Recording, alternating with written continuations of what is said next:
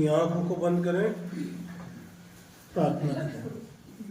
हमारे जिंदा खुदावन आसमानी बाप, हम तेरे बेटे और बेटियां जो तुझसे मोहब्बत करते हो खुदावन, जो तेरा भय मानते हैं, इस वक्त खुदावन तेरे वचन में जाना चाहते प्रभु, हमको अपने कलाम से मुलब्बस कर दो और खुदावन एक नई जिंदगी, एक नई रोशनी दे कि खुदावन उस कलाम की गहराई को जाने कि खुदावन आसमानी बाप कि तेरा वचन हमारे लिए क्या बोलता है।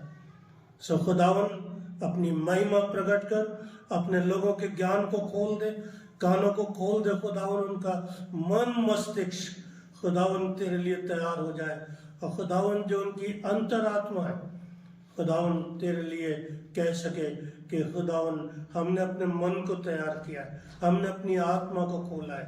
सो खुदावन हमें स्पर्श कर और खुदावन मेरी जुबान को छू ले कि खुदावन एक एक शब्द तेरी महिमा के लिए खुदावन तेरे द्वारा होने पाए।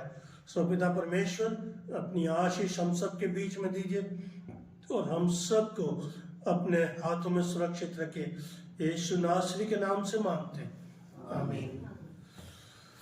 एक बार मैंने अभी इन्हीं दिनों में आपसे पूछा था कि क्या आपको कुछ महसूस हुआ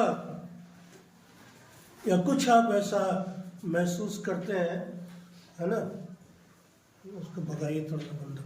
कुछ आप ऐसा महसूस करते हैं कि क्या कुछ हमारे लिए कुछ चेंज हुआ, कुछ चेंज आया। कैसे कि मतलब कि आपका साल चेंज हुआ और उस वर्ष में आपने उन सब चीजों को जो उन सब बातों के लिए थी, उसमें दुख भी थे, सुख भी थे और उन सब बातों के लिए एक ऐसी चीजें थी कि जहां पर हम कभी कभी सोच सकते हैं क्या है खुदावन, हम तो इस लायक भी ना थे और हम इस काबिल ना थे कि खुदावन हम तेरे उस जीवन को या उस समय को हम देख पाते। तो मैंने आपसे एक सवाल किया था कि क्या आपको ऐसा महसूस देता है कि क्या कुछ परिवर्तन हुआ? वचन क्या बोल रहा है? अच्छा, आपने क्या महसूस किया वास्तव में? क्या आपने सोचा, क्या आपने जाना कि मतलब हम कहां पर हैं और इतने वर्ष से लेकर के इतने साल, मतलब 2024 में हम प्रवेश करें। हमारे लिए बड़ी गर्व की बात है, हमारे लिए परमेश्वर की महिमा की बात है कि 2024 हमने देखा और ये वर्ष हमारे लिए एक ब्लेसिंग्स का वर्ष, मतलब रेस्टोरेशन है कि जितना भी करिए रीस्टोर करिए आने वाले वक्त के लिए। और जब आप अपने अंदर परमेश्वर की बातों को और परमेश्वर के वचन को रीस्टोर करेंगे तो सचमुच आप आगे आने वाले समय में आप उन सब चीजों को देखने पाएंगे। स्वोपदेशक की पुस्तक और उसका पहला अध्याय वो इस बात को कह रहा है, उसके 9 पद से बल्कि 4 पद से देखिए, जो भी है थोड़ा सा देख लीजिए, है ना, यह शुरू से ही देखिए। यरूशलेम के राजा दाऊद के पुत्र और उपदेशक के वचन, उपदेशक का यह वचन कि व्यर्थ ही व्यर्थ है, सब कुछ व्यर्थ। उस सब परिश्रम से जिसे मनुष्य धरती पर करता है उसका क्या लाभ प्राप्त होता है? थिंक अबाउट इट कि जो कुछ आप कर रहे हैं या जो कुछ मैं कर रहा हूं सब कुछ व्यर्थ। फिर क्यों हम मेहनत मशक्कत कर रहे हैं? क्यों हम चिंता कर रहे हैं? ये अपनी बातों में बहुत सारी बातों को, बहुत सारी चीजों से हमें बताता है कि एक पीढ़ी आती है, दूसरी चली जाती है, पृथ्वी सर्वदा बनी रहती है, सूर्य उदय कर अस्त भी होता है और अपनी दिशा में फिर वापस फिर चला जाता है। ठीक है, हवा चलती है, घूमती है, आती है और जाती है, और कहता है कि सब बातें परिश्रम से भरी हैं। मनुष्य इसका वर्णन नहीं कर सकता। ना तो आंख देखने से तृप्त होती है और ना कान सुनने से भरते हैं। जो कुछ हुआ था वही फिर होगा। आशा भी है, लेकिन एक तरीके से ऐसी नास्तिकता सी दिखाई दे रही है इसकी तरफ से कि जो कुछ भी है, नास्तिक लोग मालूम कैसे होते हैं, कुछ नहीं समझते कि जो कुछ भी है वो अपने आप होगा, वो प्रतिक्रियाएं और क्रियाएं चलती रहेंगी। लेकिन क्या एक मसीही समाज, मसीही जन या हम लोग क्या उन बातों पर गौर कर पाएंगे? क्या ऐसा सच है? क्योंकि ये कहता है जो कुछ हुआ था वही फिर होगा, और जो कुछ बन चुका है वही फिर बनाया जाएगा, और सूर्य के नीचे कोई बात नई नहीं है। क्या ऐसी कोई बात है जिसके विषय में लोग कह सकें कि देख ये नहीं है, यह तो प्राचीन युगों में वर्तमान थी, प्राचीन बातों का कुछ स्मरण नहीं रहा और होने वाली बातों का भी स्मरण उनके बाद होने वाली को ना रहेगा। मैंने इसलिए पढ़ा एक लंबा प्रोलॉग आपके सामने कि आप इसकी बात को समझिए कि ये जो है वो क्या बात बोल रहा है। अगर उन सालों में या उसके लिए कोई नया नहीं है, तो क्या मसीहों के पास या मसीह धर्म में कोई ऐसा नयापन है? क्या एक ऐसी न्यूनेस है हमारे लिए? क्या न्यू क्रिएशन है? सोच के, और फिर है तो कौन सी ऐसी न्यू क्रिएशन है कि जिसे परमेश्वर मुझे और आपको देना चाहता है? उस नई क्रिएशन में या क्या इसके बाद कुछ होगा? सोचिए, अगर हम मर जाएंगे, सब मर जाएंगे, कुछ नहीं बचेगा, तो फिर क्या बचेगा?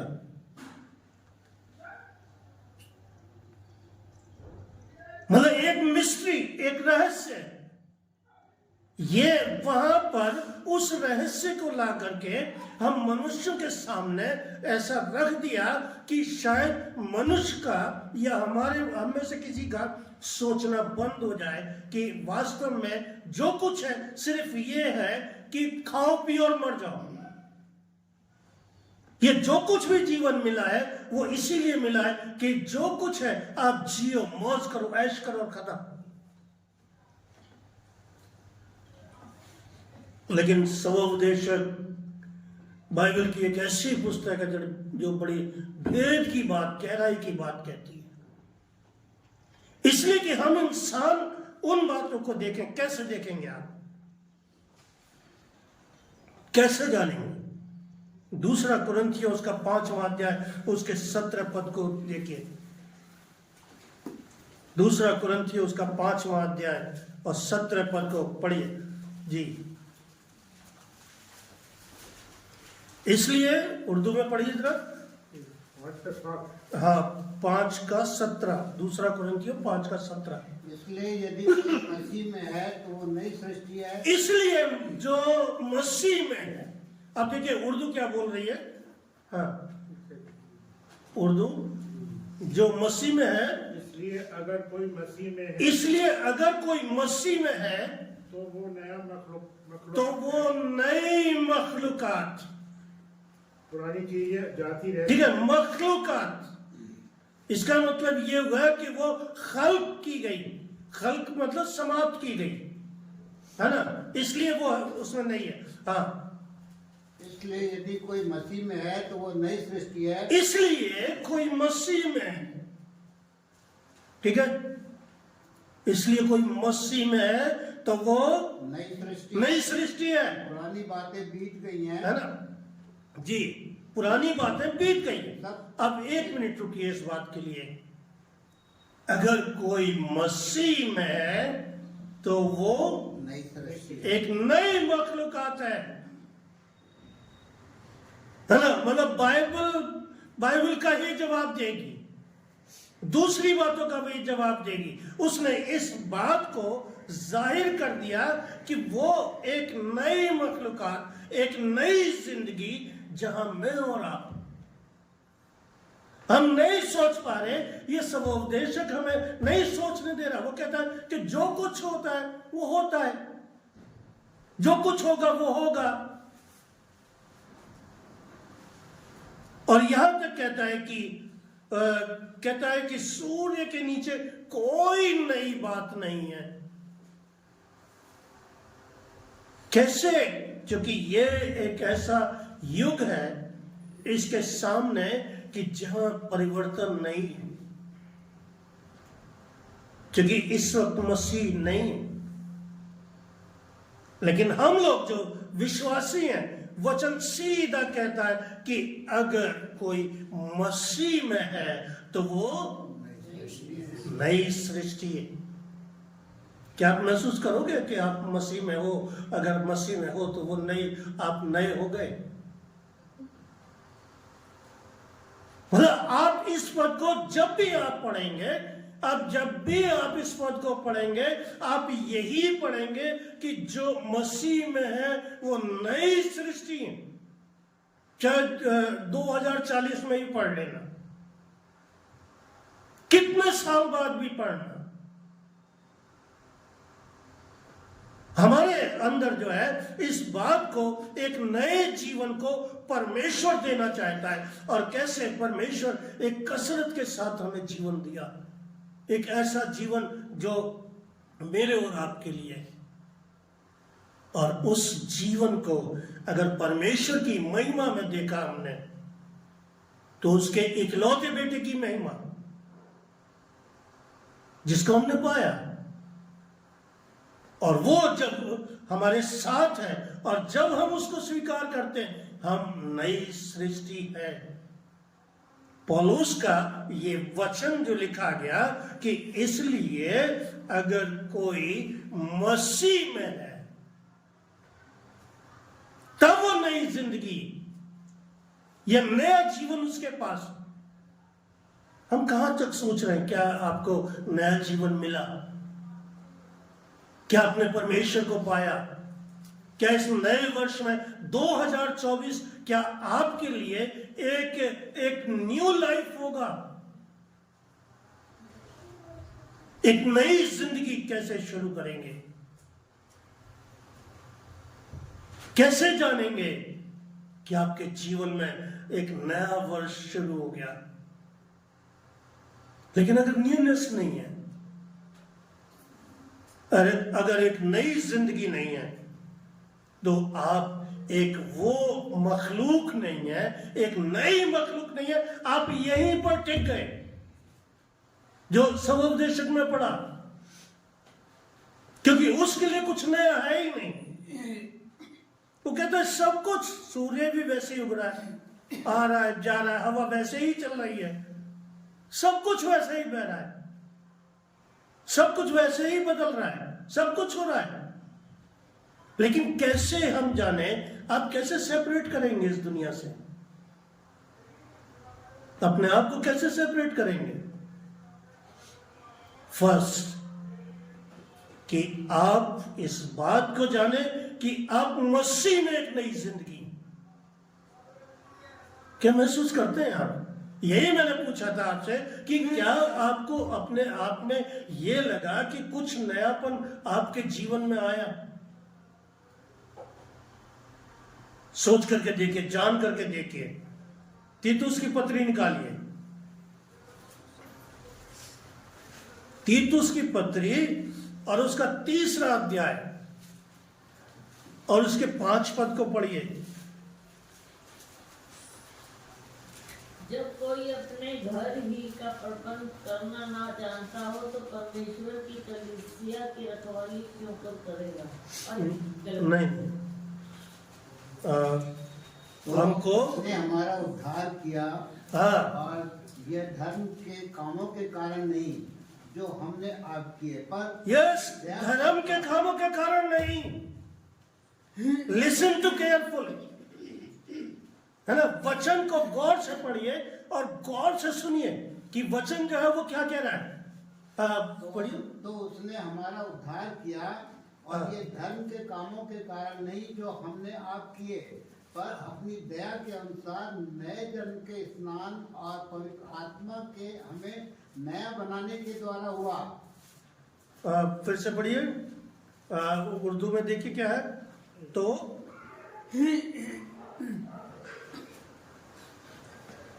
जी फिर से पढ़िए। तो उसने हमको नजात दी, तो उसने हमको नजात दी मगर राष्ट्रवादी के कामों के सबब से, मगर राष्ट्रवादी के राष्ट्रवादी के कामों के स्वभाव से नहीं, कामों के स्वभाव से नहीं, जो हमने खुद किए, कि जो हमने खुद किए, मतलब हमारे काम जो राष्ट्रवादी के थे, जो परमेश्वर की दृष्टि में थे, उसके द्वारा नहीं, बल्कि अपनी रहमत के मुताबिक, बल्कि अपनी रहमत, रहमत मतलब दया।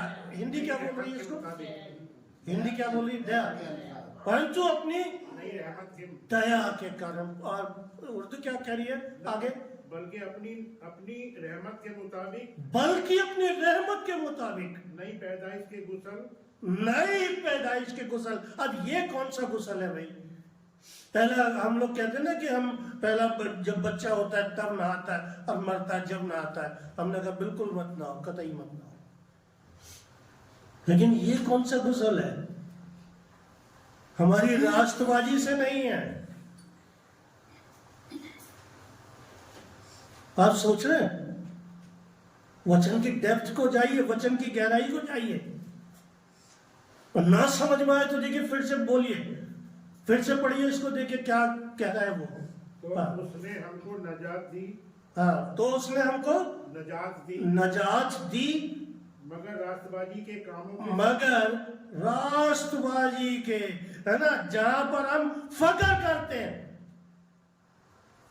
वो नजात, या जहां पर हम अपने कामों के लिए फख्र करते हैं या हम घमंड करते हैं, हम हमारा मसीह होना घमंड है, हमारे काम राष्ट्रवादी के, हम ऐसा मानते हैं कि जो कुछ है वो हम परमेश्वर में है।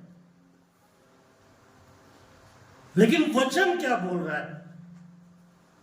उन राष्ट्रवादी के काम के द्वारा नहीं, कामों के स्वभाव से नहीं, जो उसके स्वभाव, स्वभाव मतलब स्वभाव, अब जो भी वर्डिंग है, लेकिन उर्दू में अच्छा वजन है। और हिंदी क्या बोल रही है इसके लिए, स्वभाव के लिए? जो हमने आप किए पर अपनी दया के, देखिए ये बहुत बढ़िया, जो हमने आप किए, ठीक है, हिंदी ने और खोल दिया। जो हमने आपके मतलब सेल्फ में जो कुछ किया, धर्म के काम, मतलब किसके द्वारा? सेल्फ के द्वारा। जो कुछ हमने आप किए, हाँ, पर अपनी दया के अनुसार नए जन्म के, पर अपनी दया के अनुसार नए जन्म के स्नान और पवित्र आत्मा, नए जन्म के स्नान और पवित्र आत्मा के हमें नया और बनाने, पवित्र आत्मा के हमें नया बनाने के द्वारा हुआ। हमें नए बनाने के द्वारा हुआ।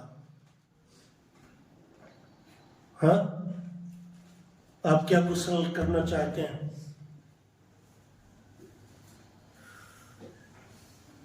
लोग बात कहते हैं वे 1.5 घंटा लगाते हैं, 2 घंटे लगाती है नहाने के लिए।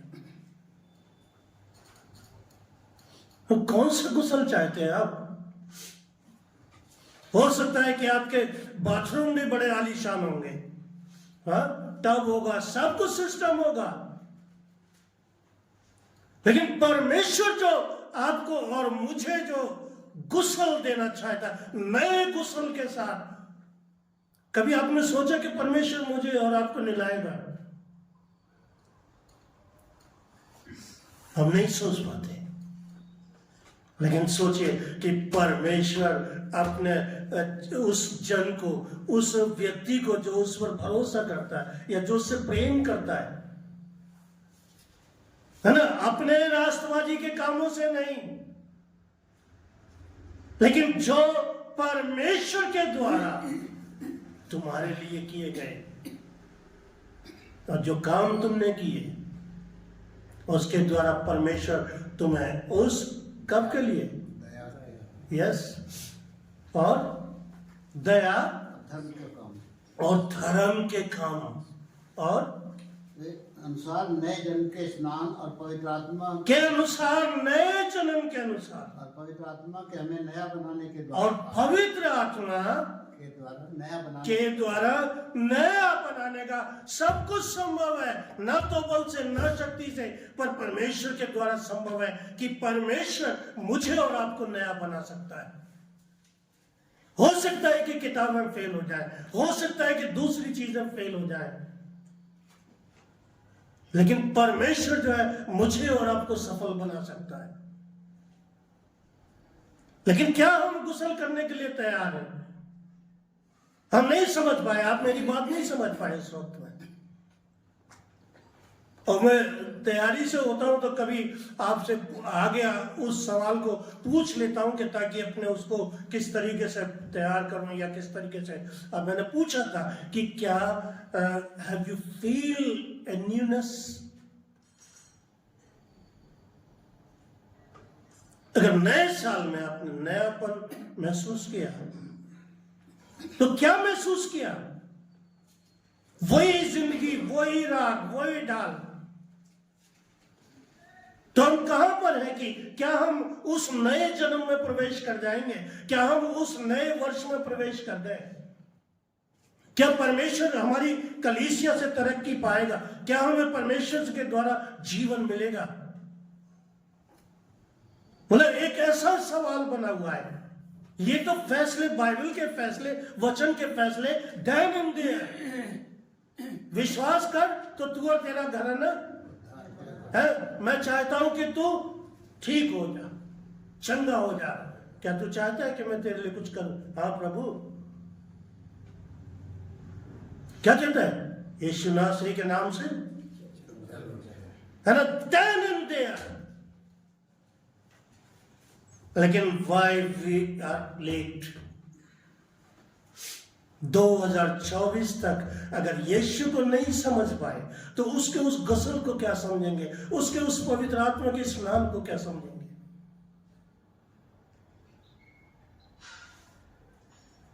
और हमें बताइए कि हम कैसे वचन को बोलें, कैसे समझाएं।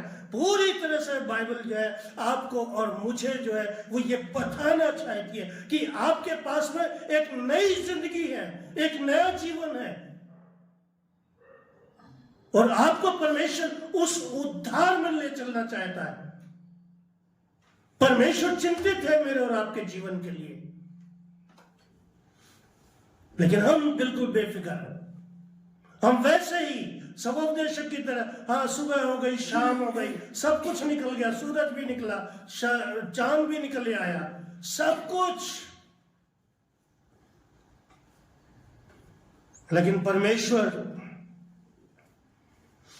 जो कहता है वो कहता है कि उपदेशक यरूशलेम में इज़राइल का राजा था, और मैंने अपना मन लगाया कि जो कुछ सूर्य के नीचे किया जाता है उसका भेद बुद्धि से सोच कर मालूम करूं। अरे कम से कम उसने इस बात को तो मालूम करने की कोशिश की। ठीक है, क्या लिखता है कि यह बड़े दुख का काम है जो परमेश्वर ने मनुष्यों के लिए ठहराया है कि वे उसमें लगे। फिर कहता है कि मैंने उन सब कामों को देखा जो सूर्य के नीचे किए जाते थे, और देखो सब कुछ व्यर्थ है। देखिए इसके टाइटल पर और उसके जो संदर्भ है उसमें मत जाइए, थोड़ा सा इसको ऐसा पढ़ रहा हूं, क्योंकि इसका संदर्भ जो है वो जो कुछ कहता है कि जो कुछ मनुष्य कर रहा है वो सब व्यर्थ है। क्यों कहता है? क्योंकि उसका कोई सार नहीं है। उस मनुष्य के पास में कोई नया जीवन नहीं है। एक ऐसी स्थिति इसने क्रिएट की है कि जहां पर मनुष्य जो है वो घूम रहा है, सोच रहा है। वो कहता है कि लेकिन मैंने उन चीजों को देखा, मैंने उनका अध्ययन किया, महज क्या एक बात है कि परमेश्वर का वचन कहता है कि अगर मनुष्य इस संसार को प्राप्त करे और अपने प्राणों की हानि उठाए तो उससे क्या लाभ होगा? इसलिए अगर लाभ नहीं होगा तो उसके लिए, मनुष्य के लिए, मेरे और आपके लिए वो सब कुछ व्यर्थ है। क्या धन आपको छुटकारा देगा? क्या धन, आपका धन या संपत्ति क्या आपकी उस नजात को देगी, नजात को जीवन देगा? या आपके पैसे से गुसल हो सकता है क्या? कहते तुम्हारे राष्ट्रवादी के कामों से नहीं,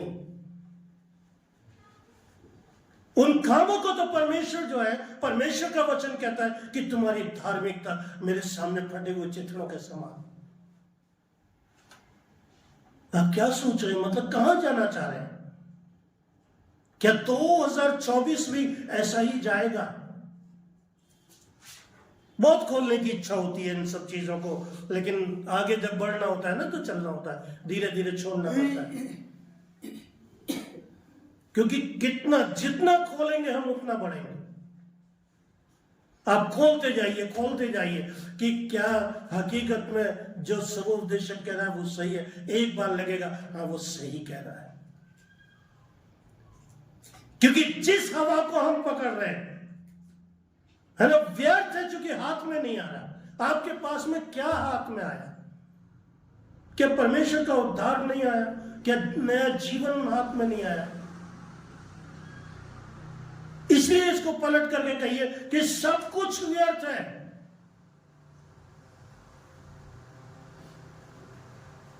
चलिए और बढ़ते हैं और आपको ले चले तीमुथियुस की पत्री और उसका पहला अध्याय, उसके 13 पद को पढ़िए। पहला तीमुथियुस और उसका पहला अध्याय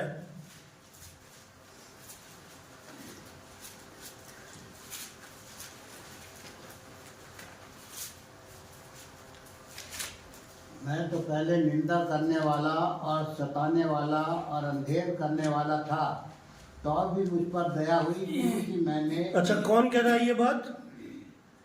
कौन कह रहा है ये बात? हाँ बोलिए। हाँ पौलुस कह रहा है ना, पौलुस ने लिखा है। वो क्या कह रहा है? मैं तो पहले निंदा करने वाला, मतलब ही इंट्रोड्यूस हिमसेल्फ। कैसा था वो? निंदा करने वाला नंबर 1, और सताने वाला और अंधेर करने वाला।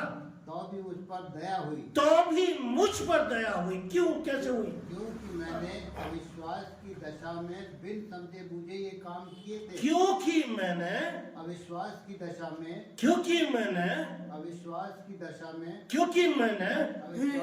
क्यों?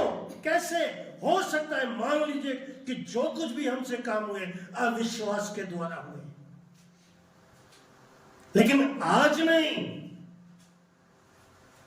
अब नहीं, है ना? आप मसीह में जागिए। अब 2024 में उसकी कलीसिया के लिए कार्य करिए। सब कुछ उसने अपने आप को बताया।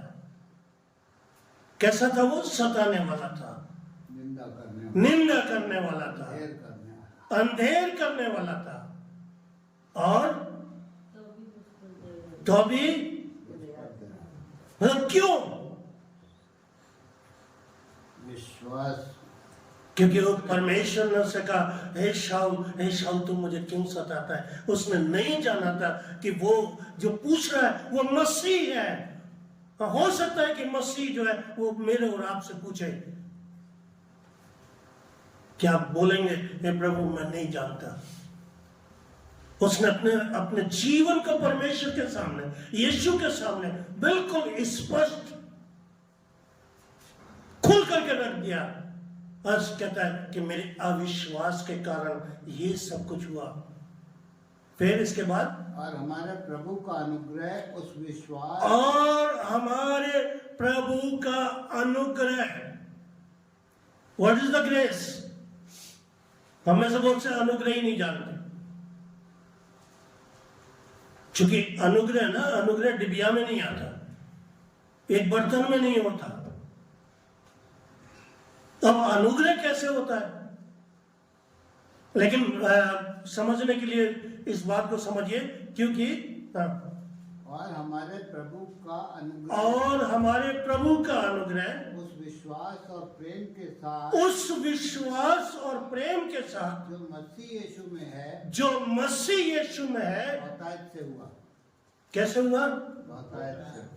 और वो इसलिए आया कि लोग जीवन पाए, है ना? बहुत याद से हुआ। मतलब क्या क्या हुआ हमारे जीवन में? विश्वास और अनुग्रह। हाँ, विश्वास और अनुग्रह हुआ। और वचन कह रहा है कि बहुत याद से हुआ, और जब ये हुआ हम नए हो गए, है ना? जब आप विश्वास और उसके अनुग्रह में आ गए, आप नए हो गए। मैं नया हो गया।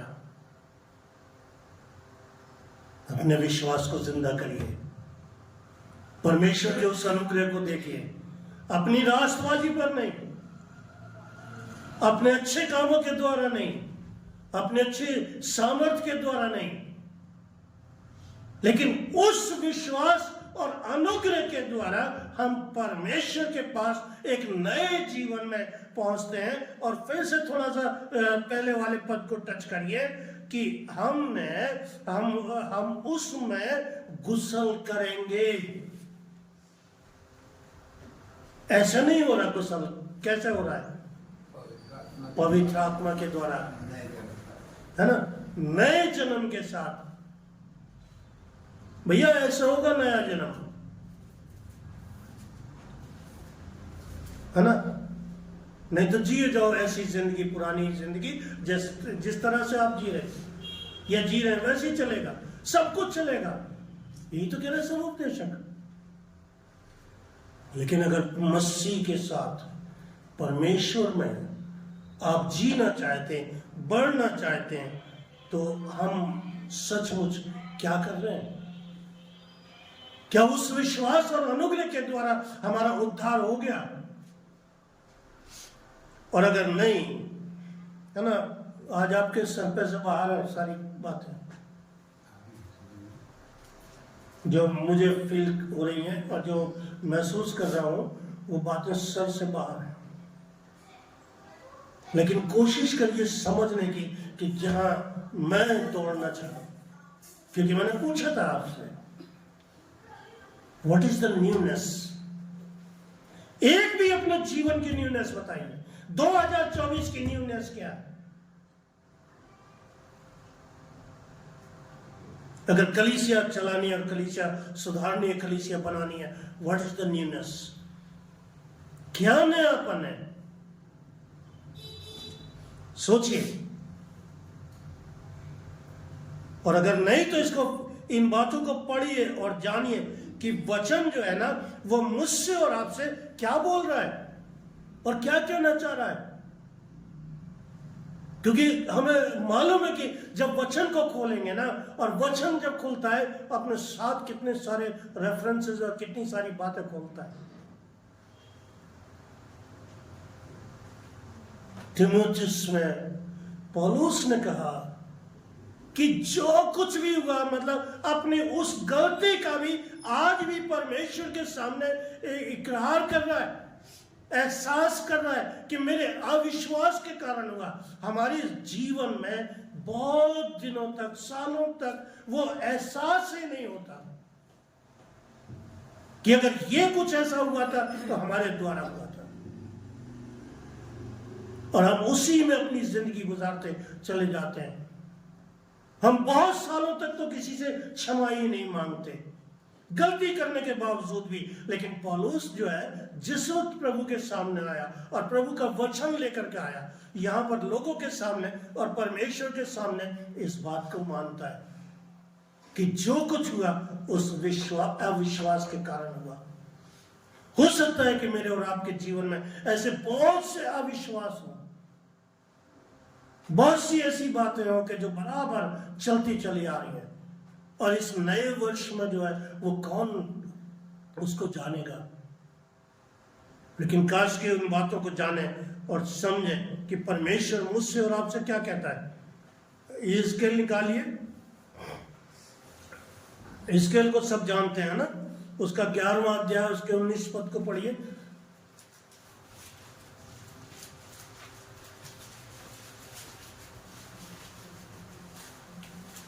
जोर से पढ़िए। मैं उनका हृदय एक कर दूंगा और उनके भीतर नई आत्मा उत्पन्न करूंगा। और उनके अंदर नई आत्मा, मतलब कौन? उसके लोग, परमेश्वर के लोग। परमेश्वर के लोग कौन है? परमेश्वर के लोग कलीसिया है, और कलीसिया उन विश्वासियों की है जो उस परमेश्वर के अनुग्रह से हैं, और जो उस अनुग्रह से है वो मैं और आप है। तो परमेश्वर की बातों को सुनिए, वो क्या कह रहा है कि मैं उनका हृदय एक कर दूंगा और उनके भीतर नई आत्मा बताइए, आत्मा का कभी आपने ट्रांसलेशन सुना? गुर्दा ट्रांसफर हो गया है ना, और क्या ट्रांसफर होता है? हार्ट करवा लो, कुछ भी करवा लो, XYZ कुछ भी करवा लो, घुटने करवा लो, हाँ? लेकिन कोई भी डॉक्टर ऐसा नहीं मिला कि जो उस आत्मा को ट्रांसफर कर दे।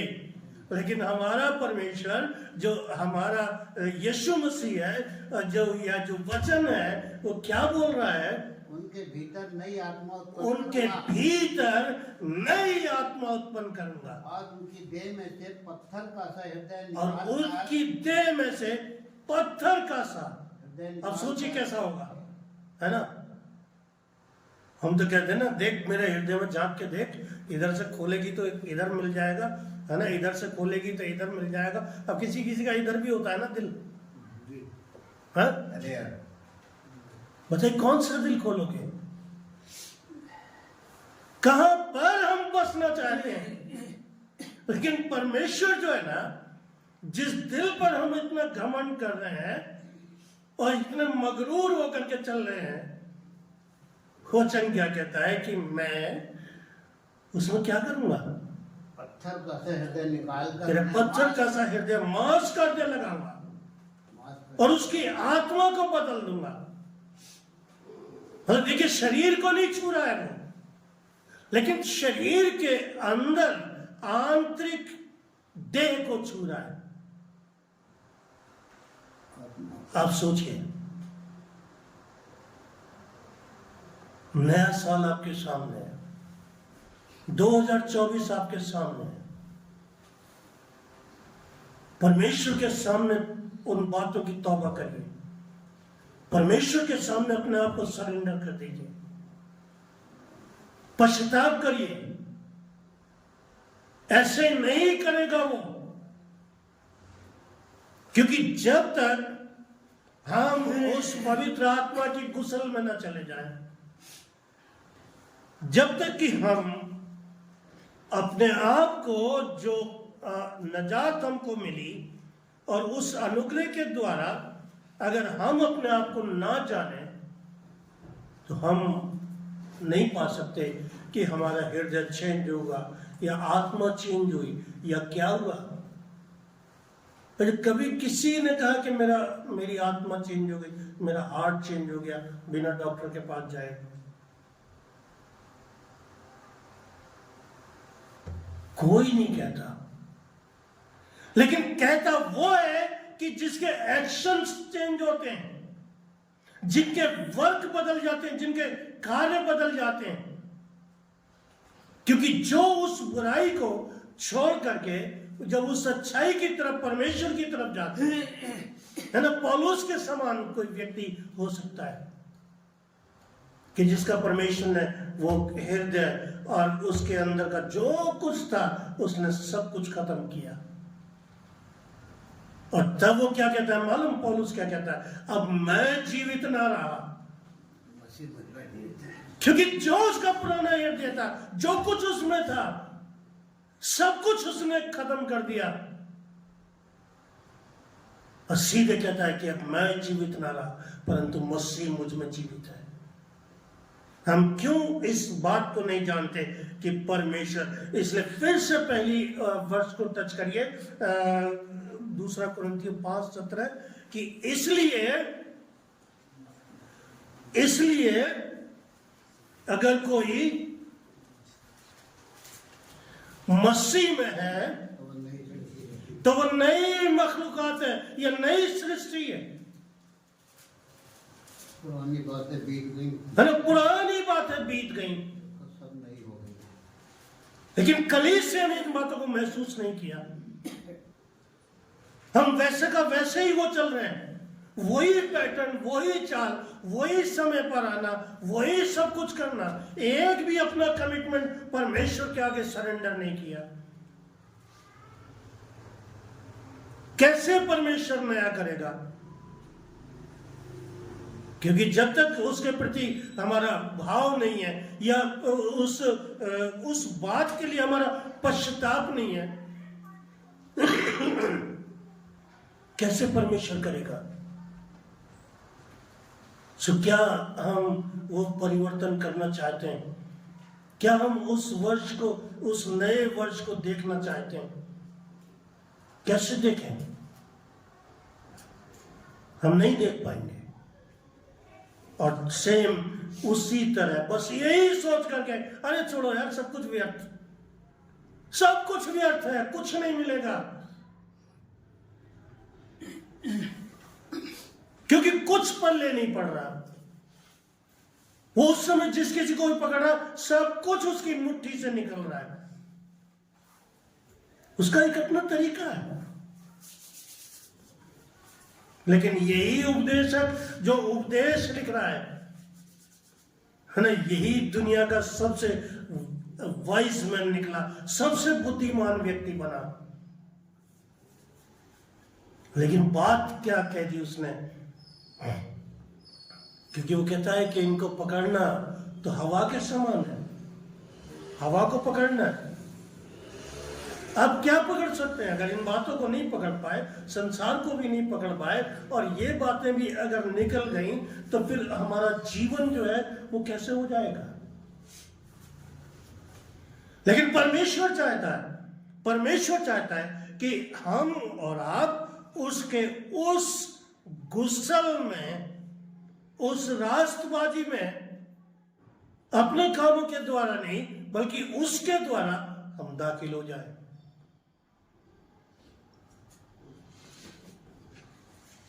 और ये तो मैं बताता जाऊंगा ना, टाइम जो भी है। चलिए और ले लीजिए, यूहन्ना निकालिए, यूहन्ना 13 इसका 34।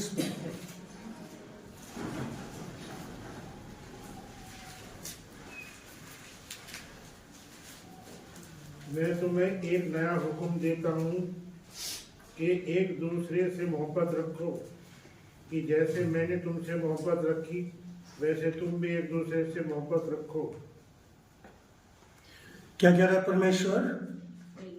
मैं तुम्हें एक नया हुक्म देता हूँ। एक नया हुक्म, नए साल में नया हुक्म। एक पुलिस वाला खड़ा था और कुछ लोग जा रहे थे, ईसाई लोग थे, उनके हाथ में नया नियम था। और जब पुलिस वाले ने उनको पकड़ा, उन्होंने कहा कि देख लो, हमारे पास कुछ नहीं, हमारे पास में नया नियम है। नया नियम आया कि कौन सा नया नियम है? उन्होंने जब उसको पकड़ाया कि पढ़ लेना, तो देखा तो वो न्यू टेस्टमेंट था। क्या सोचा होगा उसने? क्या कभी हम उस नए नियम के विषय में सोचते हैं जो आपको और मुझे कितने वर्ष, कितने वर्ष पहले दिया गया कि ये नया नियम है, मतलब वो बातें नहीं हो गई, उसी पुराने नियम में से निकाल करके जो एक भाग बनाया वो नया नियम बनाया, और जो भाग बना और उसमें मसीह की बातें और जो भी कुछ लोगों ने और जोड़ दिया, नीति वचन भजन संहिता ये भी कुछ। अब ये नया नियम देखिए क्या है, फिर से पढ़िए इसको। मैं तुम्हें एक नई आज्ञा या नया हुक्म देता हूं कि एक दूसरे से मोहब्बत रखो जैसा मैंने तुमसे मोहब्बत रखी, जैसा कि मैंने तुमसे प्रेम किया, तुम भी वैसे ही एक दूसरे से मोहब्बत रखो। अगर आपस में this is the first step, मतलब मसीह के पीछे चलने का और मसीह में नए होने का। वो एक बात को बतला रहा है कि जैसे कि मैंने तुमसे मोहब्बत की, क्योंकि जो जैसा वही तो चाहेगा। उसने अगर हमसे मोहब्बत ना की होती, मुझे और आपको इंसिस्ट नहीं करता, इसलिए उसने उन सब हुक्मों को, 10 कमांडमेंट्स को पीछे छोड़ा और उसने इस बात को कहा प्रभु यीशु मसीह ने कि मैं तुम्हें एक आज्ञा देता हूं। और क्या है वो आज्ञा? कि तुम मतलब कितना प्रेम रखोगे।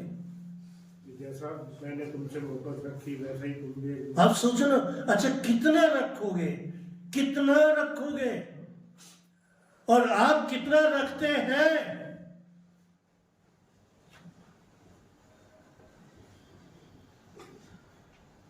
तो कहने को तो आप पूरी बांध दोगे सब कुछ ना, सब कुछ हो जाएगा, लेकिन how much you love one other, सबसे बड़ी बात उसने कह दिया।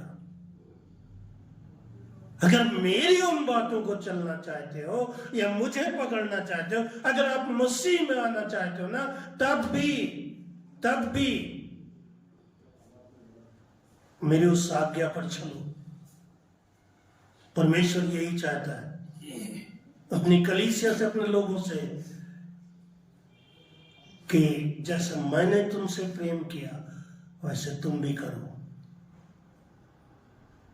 परमेश्वर चाहता है 2024 में, है ना, मोदी नगर की कलीसिया से या हमसे और आपसे जो है उन जिम्मेदार लोगों से, क्योंकि हम देख रहे हैं कि ये जिंदगियां नहीं हुई कामयाब। जिन पर जवानों पर भरोसा किया एकदम गए, जिन लोगों पर भरोसा किया खत्म। चलो उस प्रेम के द्वारा, है ना, हो सकता है कि उस प्रेम के द्वारा आपका स्वभाव में नई आत्मा परमेश्वर की आ जाए। हो सकता है कि उस प्रेम के द्वारा परमेश्वर वो सारी चीजें हमारी निकाल करके, जो कहता है कि मैं नया मन दूंगा, नई आत्मा दूंगा। क्यों, क्या जरूरत पड़ी उसको बोलने की? क्योंकि परमेश्वर का प्रेम मनुष्य के लिए अनंतता, बेइंतहा प्रेम, एक ऐसा अगापे प्रेम कि जिसका कोई अंत नहीं। इसलिए वचन कहता है कि ईश्वर ने जगत से ऐसा प्रेम किया कि उसने अपना इकलौता पुत्र दे दिया, है ना। कितना फेमस ये चीज है, कितना प्रसिद्ध ये वर्ड है। इसका 3:16 का है, यूहन्ना 3:16। बार बार पढ़ने पर आप इसको कुरेद करके देखिए कि परमेश्वर ने अपना पुत्र दे दिया। व्हाई? Because of love. उस प्रेम के कारण अपना इकलौता जो उसके पास था इस दुनिया को दे दिया, ताकि हम और आप बचाए जाए, हम और आप ईमान लाए। तो क्या डिसीजन नहीं होगा? क्या हम लोग डिसीजन नहीं लेंगे? क्या हमारे आज भी 100 रुपए होंगे 8 साल बाद भी, 9 साल बाद? क्या हमारा आना भी उतना ही होगा? क्या हम 10 रुपए पे ही परमेश्वर को राजी कर लेंगे? क्या हमारे बच्चे परमेश्वर के घर में नहीं आएंगे? सोचिए ना, इस नए वर्ष में क्या करेंगे? अगर परमेश्वर की वो प्रेम करने वाली आज्ञा को फॉलो कर रहे हैं या किसी एक चीज को फॉलो कर रहे हैं, आपको चूंकि इतनी हिम्मत नहीं है कि आप इस बात को सोच सकें कि आप जो है वो कैसे उस नई सृष्टि में दाखिल होंगे जो परमेश्वर मुझे और आपको देना चाहता है। कहते हैं अगर कोई मसीह में है, अरे मसीह में होकर के तो दिखाओ, है ना? नई मखलूकात, मतलब सोचिए कि ऐसे कि पहले उस चीज को खत्म किया, फिर उसने नई मखलूकात बनाई। मतलब वो मिट्टी जो खराब हो चुकी थी, जो मनुष्य बिगड़ चुका था, जिस मनुष्य का स्वभाव बिगड़ चुका था, उसके लिए परमेश्वर ने एक नई क्रिएशन की। This is the new creation of God by the Jesus Christ. प्रभु यीशु मसीह के द्वारा एक न्यू क्रिएशन, परमेश्वर यीशु मसीह एक न्यू क्रिएशन करना चाहता है कलीसिया में। अगर प्रेम है तो करवा लीजिए, क्योंकि अगर जैसा उसने प्रेम किया और वैसा आपने किया, ये न्यू क्रिएशन होगी। कलीसिया नहीं बनेगी, कलीसिया में नयापन आएगा, लेकिन कुछ ना कुछ तो करना पड़ेगा। आप अगर उस वक्त जवाब दे देते ना, कोई या कुछ बोलते, हो सकता था कि ये ऐसा नहीं बनता या ऐसा नहीं बात बनती, लेकिन आप लोग उस वक्त खामोशी लगाए। मैंने पूछा था कि क्या आपने कुछ अपने जीवन में 2024 में या कुछ नयापन, क्या कुछ न्यूनेस देखी? और आज जनवरी का सेकंड लास्ट है, थर्ड लास्ट है ना? क्या है आपकी कमिटमेंट? सोचिए, और अगर ऐसे ही तो ऐसे ही चलेंगे, लेकिन डिसीजन आपके हाथ में। बहुत सारी चीजें हैं, बहुत सारी चीजें हैं, कोशिश करेंगे कि इसको आगे जोड़ देंगे, लेकिन अगर परमेश्वर के साथ है और मसीह है ना, सवाल इससे नहीं कि आप हैं या नहीं परमेश्वर, लेकिन अगर आप मसीह भी हैं तो देखिए, मेरा कहने का फर्ज है और मेरा बताने का फर्ज है कि परमेश्वर 2024 में मुझे और आपका और मेरा रेस्टोरेशन करना चाहता है। रिस्टोर करिए अपने आप को, अन्यथा नहीं तो परमेश्वर इन सब बातों का मुझसे और आपसे जवाब लेगा। तो हम तो खुल के बोलते हैं, खुल के साफ, क्योंकि उस बात को हम जानते हैं। बहुत दिन से बहुत सारी चीजें आती हैं। कोशिश करिए दिन ब दिन, रोज ब रोज, और एक दिन हम सचमुच हम विश्वास करते हैं, मुझे विश्वास है कि हम एक दिन एक अच्छी जगह पर परमेश्वर के साथ होंगे। तो प्रभु आपको आशीष दे और आपको अपनी महिमा में बढ़ाए और अपनी सामर्थ्य में बढ़ाए, और इस 2024 के इन दिनों में, इन पलों में आपको नया बनाए और आप परमेश्वर में नए बनते जाए। प्रभु आप सबको आशीष दे। प्रार्थना करें। हमारे सर्वशक्तिमान दयालु पिता परमेश्वर आसमानी बाप, तेरा धन्यवाद करते हैं खुदावन, तेरी महिमा के लिए, तेरी करुणा के लिए, आज तक की सहायता के लिए, आज की इस जनवरी के इस दिन तक के लिए। खुदावन कलीसिया को इस बात को सोचने का अवसर दे प्रभु जी, और समझने का अवसर दे कि खुदावन कैसे भी हो तेरे लोगों को खुदावन आगे बढ़ना है और तेरी कलीसिया में तेरे काम होने प्रभु। सो अपनी आशीष दे, अपनी महिमा दे, हम सब पर अपनी दया कर और अपनी करुणा से हमें ढांप ले। यीशु नासरी के नाम से मांगते हैं, आमीन।